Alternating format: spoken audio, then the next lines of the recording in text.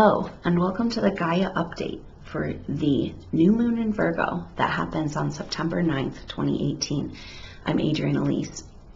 Well, this new moon in Virgo marks quite a new beginning. New moons are always the new beginning of the monthly cycle, but in this case, because we've had such an intense season of retrograde planets and eclipses, this Virgo new moon is really a new chapter. It's like a rebirth. We're working with the Virgo Pisces axis, and because Pisces is the opposite side of Virgo of the zodiac. And so we're looking at this rebirth energy out of the primordial soup, the death process we've been going into the virgin energy of Virgo, taking us into our next chapter. Because this is the first new moon since the eclipses. The last new moon was an eclipse. And so here we are, we're moving into these next energies, and it's been intense. People have been really feeling all over the place with this retrograde energy, and now it's starting to line up and starting to make sense. So we're heading up to this new moon in Virgo, and on the 5th of September, Saturn will go direct. And on the 10th of September, Mars will return back to Aquarius. So Mars has turned direct now, but we've been really feeling it was like a week of confusion and weird energy as Mars turned direct. And starting now, the energy is starting to come back. The flow is starting to come back. And it could be a little bit strange as Saturn turns direct. But then by the time this new moon comes, we are really going to be stepping through the gateway into new energies. Mars will be back in Aquarius. Just about to. Now that's the interesting thing here, because on this, first of all, the sun and the moon for this new moon, they're always together on a new moon. And so they're together in Virgo, and they're right across from Neptune in Pisces. And so Neptune is at 15 degrees Pisces, which is the middle of the zodiac sign, and Neptune is a ruler of Pisces, and it's like just such a slow moving planet, and it's just barely making its way through Pisces. And so for it to be at the middle marker, it says a lot right now about where we're at.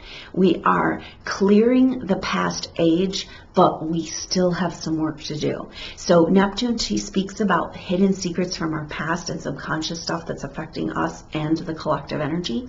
But it also speaks to a spiritual connection to something greater, just a feeling of being a part of something greater and feeling spiritual energy and hope in your life. So it's like we're having a lot of past muck come up, but also a lot of opportunities for a new sense of spiritual connection, a sense of like, oh, I thought I was alone here, but I'm not. And so that's a very beautiful energy, and that's been really helped along this year by Neptune in trine to Jupiter. And so that transit has been supporting us through this last month or so in this transition, but it's starting to come off now. And Jupiter has come into a sextile, but back into its sextile with Pluto. And so Jupiter is in Scorpio, and speaking about cleaning up, clearing up, getting to the bottom of things, finding the true purpose, the true energy. That's what Scorpio wants to do. And so Jupiter brings light and expansion to whatever it touches. And so in this case, we're going deep into the closets. We're going deep into the stuff that's been hidden and bringing it out to the surface so it can be cleaned up. So Jupiter sextile Pluto is an incredibly harmonious energy that's supportive of these shifts and changes. Pluto in Capricorn is about the breakdown of structures that's trying to happen in our world that are no longer serving us. Maybe these are belief structures. Maybe these are structures about where you live, where you work, your relationships, and maybe it's just who you think you are. Personality structures and like what you thought you were doing here and who you thought you were. All of it is up for review right now. But sextile energy is about creative solutions. And so we're having creative solutions around cleaning up the stuff in the closets, which Virgo sun and had this new moon in Virgo. It's all about cleaning up and getting organized and sorting through our psyche and sorting through our life and separating out the harvest, what we want to keep and what we want to let go of. So beautiful energy here for creative solutions to cleaning up the messes of the past and getting organized and moving in to the future, letting the past break down so that the new energies can catch us. And they're coming in, and it's a little bit back and forth, and it's a little all over the place as these planets make their adjustment coming out of this retrograde season. And again, so that is the 5th Saturn turn direct. That's going to affect us for a few days around that, leading up to this new moon. The energies leading up to this new moon are a little bit chaotic, but some real peace and some real spiritual connection and some cleaning up and some kind of purification energy is available for us on this new moon. So the other thing that happens on this new moon, and right leading up to it actually, is Venus is in square to Mars. Now, this is very potent. When Venus and Mars come together, it's talking about the female part of ourselves, our receptive, intuitive, emotional part of ourselves, our self-worth, our inner resources. And then Mars is our outer action and our outer self and the male warrior part of ourselves. And so when these planets come into communication, it's about balancing out the different polarities of our world and coming to a place to work together. Now, Venus and Mars have not had a lot of interaction. Last year, they had 3 conjunctions. This year, we're coming up into this square right now. And squares have tension. So it's like we're examining where there's tension around our taking action, which makes sense because Mars has been retrograde and pretty much completely ineffective and feeling impotent since May of this year. And so that makes sense. We're kind of re-evaluating how to move forward. And Venus there is coming up on it's getting closer to its retrograde, and Mars just came out of its retrograde. So both of these planets are speaking about moving into new energies and moving into a new world and trying to get organized and clean up and sort it out and get going. Because right as these planets make their square, it's as they're moving into these new signs. So Venus is in Libra, its home sign right now, but at the time of this square and just before this new moon, Venus moves into Scorpio. Now this is very significant because we have a Venus retrograde as well. It's like, okay, wait, I thought we were done with the retrograde season. It's like, no, we're coming up on probably the most potent, powerful retrograde of the year, except for that it's a whole different energy. It's not so much about being able to move forward. It's about figuring out what we really want and figuring out whether or not we deserve it, and our value system, what really matters to us. Reevaluation. So this is actually can be really helpful for the breakdown of our personality structures and the breakdown of the belief systems and the breakdown of our life, the parts of our life that are no longer working. And so this Venus turning retrograde in Scorpio is going to be very, very potent. Now it's not going to happen until October, but Venus is moving in just before this new moon. And just as it moves into the sign of Scorpio, bringing this energy, here we have Jupiter direct in Scorpio, kind of, bringing this big wave of light energy, just kind of like, you can't hide this stuff anymore. Like, clean it up. Lighten your load. Let it go. Who cares?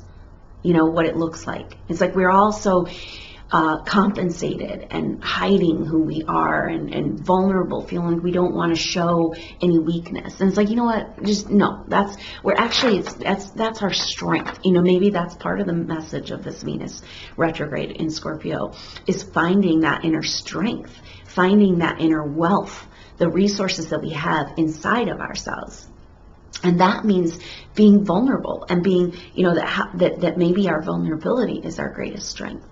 Because until we're ready to break down those walls, until we're ready to just admit and look in the mirror, then we can't really move forward and be light and free and move into these new energies that are waiting for us and the new timeline. So that's really important. And I was just like, it's just crazy how the stars, the planets just line up with these messages for us about what's happening and how to work with these energies.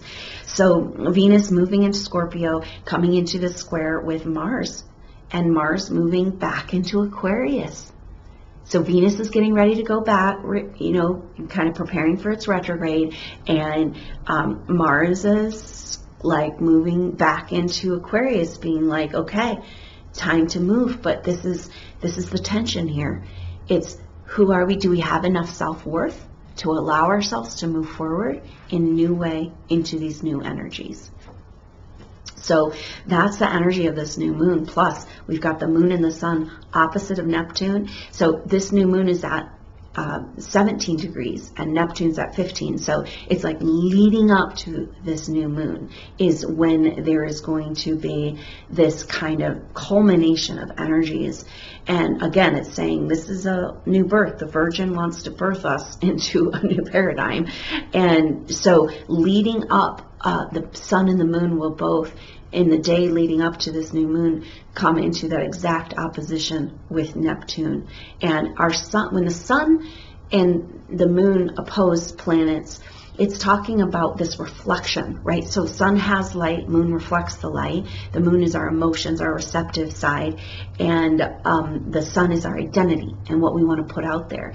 And so with coming up with this opposition with Neptune, it's definitely questioning and challenging our identity and our true identity. And it's like, is our true identity all the experiences we've had in the past, or is our true identity that actual connection to spirit and source, which is available? So kind of cool, these energies lining up for us and giving us an opportunity to get our ducks in a row and be ready for these new energies. And if you haven't seen it on YouTube, I'm doing 21 days of presence, and this is just grounding out and preparing for the new energies coming in and the new chapter and being ready, listening to the information.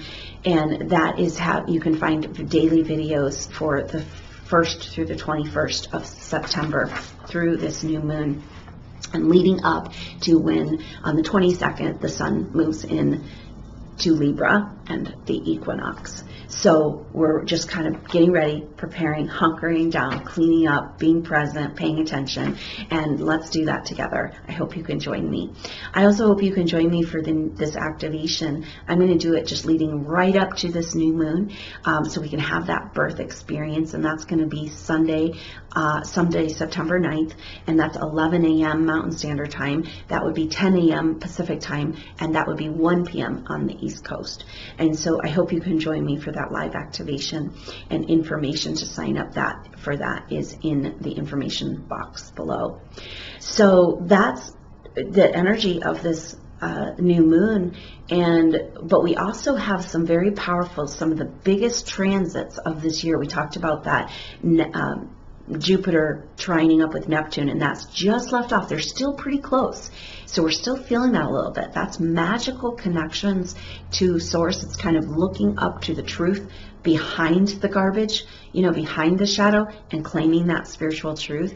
And so, but we also have this month, all month long, we're feeling some big planets making some energies. Now, a lot of this has to do with Saturn, and Saturn is there at the beginning degrees of Capricorn, and speaking to the 2020 astrology, when Saturn and Pluto and Jupiter all come together in the sign of Capricorn, speaking to the breaking down of these structures and renewing these structures, transforming these structures of our life so that we can get on with living, get on with our spiritual evolution. So Saturn is in this beautiful trine with Uranus at the beginning degrees of Taurus. And so this is talking about magical solutions. Uranus is bringing in, whenever Uranus is involved, there's opportunities for insights, revelations. It's also the planet of revolution, and synchronicities. And sometimes when those things happen, when the universe just kind of conspires and all of a sudden you end up right where you're supposed to be with the right people at the right time to have an experience and you didn't even plan it, that is kind of revolutionary in your life. You know, so this is the energy coming in. Uranus brings information, synchronicity, lining up, kind of insights, also shocking revelations, and also it's associated with the energy of lightning and electricity.